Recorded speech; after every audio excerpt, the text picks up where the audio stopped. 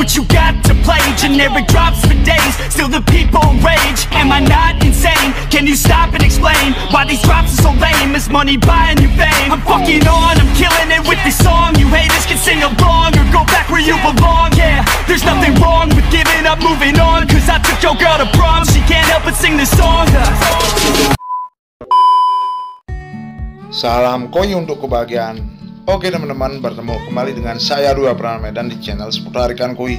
Kali ini saya akan mengurai kesalahan dalam pembuatan kolam koi saya sendiri teman-teman. Sebelum menyaksikan videonya, jangan lupa like, comment, share, and subscribe, dan bagikan di sosial media teman-teman agar teman-teman kalian tahu apa yang kalian tahu. Serta di video saya kali ini saya tidak bermaksud untuk menggurui, saya hanya men-share pengalaman yang saya lalui agar teman-teman tidak mencontohnya dan teman-teman tidak melakukan kesalahan seperti saya. Hanya itu teman-teman, jangan lama-lama lagi, langsung kita ke videonya kawanku. Nah, kolam koi saya ini teman-teman sudah running sekitar 1 tahun kurang lebih ya. Nah, untuk kesalahan yang pertama adalah faktor kedalaman. Seperti yang kita tahu, kedalaman kolam koi sangat berpengaruh pada pertumbuhan ikan koi tersebut. Nah, kedalaman kolam koi saya ini kurang lebih 75 cm teman-teman. Saya ceritakan sedikit flashback ya.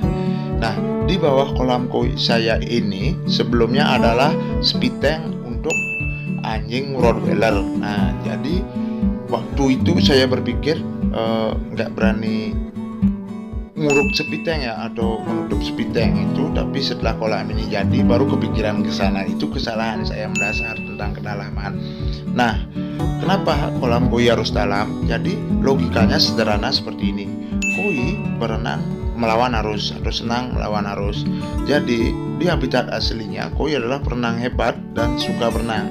Jadi ketika kolam koi kita dangkal, kemungkinan pertumbuhan si koi itu bisa sih bertumbuh tapi agak lambat. Nah, itulah fungsinya faktor kedalaman kolam koi teman-teman. Dan ini menurut saya teman-teman, dan apa yang saya katakan kali ini sesuai dengan pengalaman saya tentang berbincang singkat dengan para penghobi di seputaran Bali dan lain sebagainya. Itu teman-teman ya. Kita ke kesalahan nomor 2 teman-teman. Pipa antar chamber dan luas CH. Nah, idealnya teman-teman, luas chamber itu adalah 30% dari luas volume kolam. Misalnya nih, volume air kolam koi kalian itu adalah 12 ton. Jadi yang 4 ton itu harus menjadi CH itu teman-teman, atau chamber. Nah, di chamber saya kali ini teman-teman menggunakan sistem angsa dengan 2 pipa, dan itu saya rasa kurang teman-teman. Harusnya bisa dioptimalkan dengan 3 atau 4 pipa sehingga jalannya air itu menjadi lebih lancar, menjadi lebih cepat, sehingga waktu nanti saya instalasi upgrade pompa ke pompa yang lebih besar nggak tekor di chamber akhir. Itu loh teman-teman kesalahan saya yang kedua. Nah, kenapa saya bisa salah seperti ini? Jujur, waktu 1 tahun yang lalu saya tidak tahu akan instalasi kolam koi dan lain sebagainya. Jadi saya percayakan aja ke tukangnya, dan tukangnya tanpa perhitungan yang mantap membuat ya banyak kesalahan sih, tapi is okay. Air pun tetap jernih dan koi sehat, koi jarang sakit. Kolam ini masih oke ya teman-teman, meskipun ada kesalahan di CH-nya. Kita tahu sendiri chamber itu adalah jantungnya kolam koi. Kalian harus memperhatikan chamber ini bagaimana kinerjanya bisa optimal teman-teman. Itu ya teman-teman, jangan diulangi kesalahan saya. Tapi saya ucapkan terima kasih kepada tukangnya karena sudah memberikan yang terbaik. Itu teman-teman. Tapi saran saja nih, ke depan pipa antar chamber harus lebih banyak buat tukangnya. Oke, yang sudah mengerjakan kolam koi saya. Oke teman-teman, kita ke kesalahan saya yang ketiga teman-teman, yaitu arus bawah dan arus atas. Nah, kolam koi saya ini tidak diinstal arus atas dan arus bawah. Jadi saya akan ceritakan bagaimana manfaat arus bawah dan arus atas. Nah, arus atas bermanfaat untuk memecah busa di atas kolam atau di atas air, serta letaknya wajib berlawanan dengan skimmer agar mendorong busa kotoran di permukaan air ke skimmer. Nah, kita bisa lihat sendiri di video teman-teman, arus atas saya itu saya install setelah kolam jadi ada pipa nyelekit, seperti nggak enak banget dilihat ya. Pokoknya nggak enak banget deh dilihat, ada pipa gitu, satu pipa kelihatan menjadi arus atas. Nah, kolam koi yang baik adalah kolam koi yang tidak melihatkan satu pipa pun ada di permukaan kolam. Jadi aspek estetikanya dapat, aspek manfaatnya juga dapat. Nah, ini pure murni kesalahan saya di awal. Jadi tukangnya yang mengerjakan aja.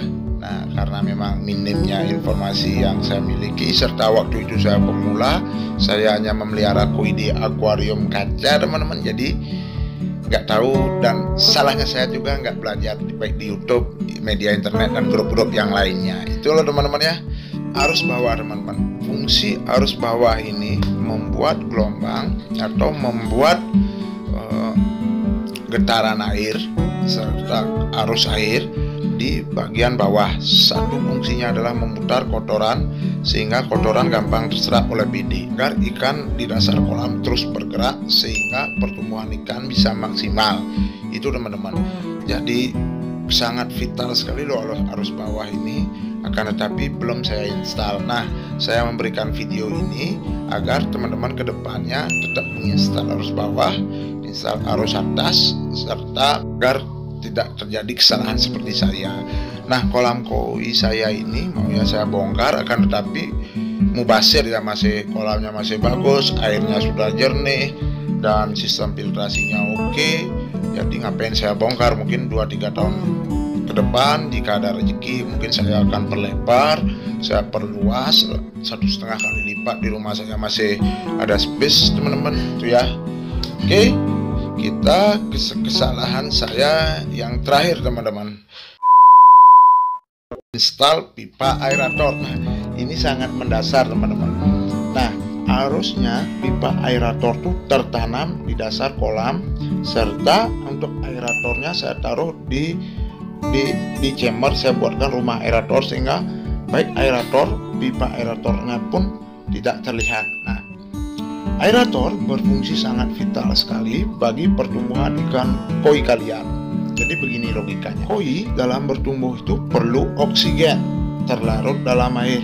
Nah, ketika banyak populasi, oksigen terlarutnya kan dibagi tuh. Jadi logikanya itu aerator lah itulah yang akan mensuplai oksigen terlarut dalam air sehingga pertumbuhan ikan koi kalian maksimal. Informasi ini saya dapat dari senior-senior penghobi koi yang sudah 20 tahunan, 10 tahunan memelihara koi, bahwasannya gunakan aerator atau tidak, pertumbuhan koi itu berbeda loh.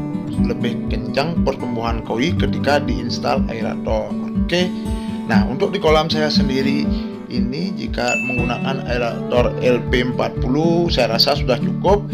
Jadi jika menggunakan aerator yang terlalu gede, ikan kalian nggak terlihat loh teman-teman.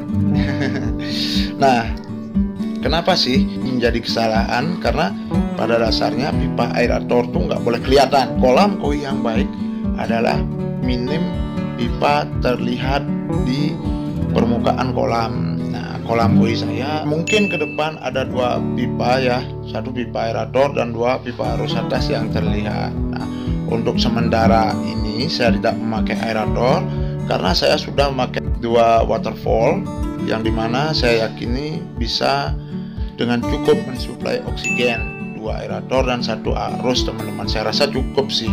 Tapi ke depan saya pasti install untuk aeratornya teman-teman. Saya pakai kuniring 1 meter, saya kasih D. Nah, akan tetapi tentu karena instalasinya belakangan dari kolam selesai, jadi pasti akan terlihat ya. Itulah. Nah, hanya sekian teman-teman yang bisa saya uraikan. Mungkin saya tidak bermaksud menggurui, saya hanya men-share informasi agar kalian tidak menuruti kesalahan saya.